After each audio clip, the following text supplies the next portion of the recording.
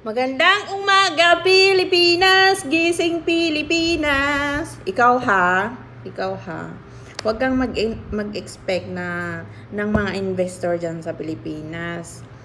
Kasi, paalis-alis ang Pangulo sa ibang bansa para makipag-meeting. Diba?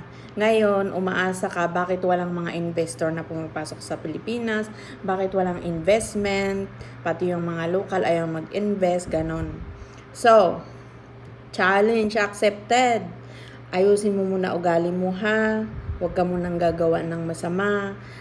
Kailangan matino ka muna bago papasok ang mga gustong mag-invest dyan sa Pilipinas. Tsaka ito pa, yung mga ibang kababayan natin na malalawak ang lupa. Payag ba sila? O, di ba? Sige nga.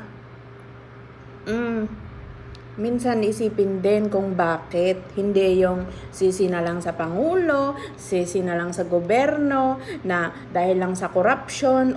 Sige, sabihin natin andun na tayo sa corruption. Pero syempre, kailangan din ayusin ang ugali.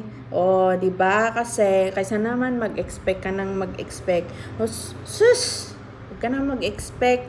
Minsan, masasaktan ka lang. Parang pag-ibig lang yan ba? Di ba?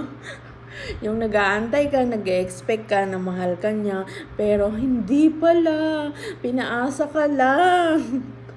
At yun, ang darating, tapos may time na darating, yun yung masakit sa katotohanan, di ba?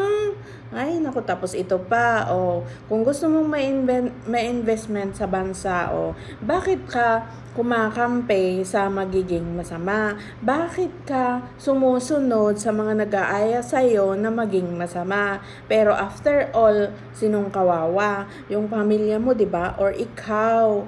Hay nako, minsan, kailangan aralin mo kung paano i-respeto ang kalikasan, tapos i-respeto ang batas.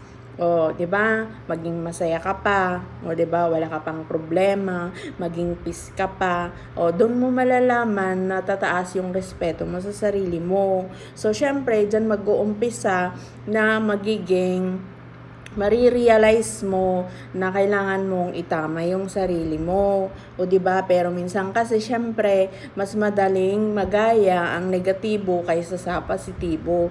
Pero wish ko na lang sa'yo, sana magiging positibo ka lagi. Bago ka mag-expect, isipin mo muna yung mga sinabi ko. 'Di ba? Ay nako, gising Pilipinas, magbago ka na lang para sa kinabukasan ng next generation sa pamilya mo. Di ba? Ang saya!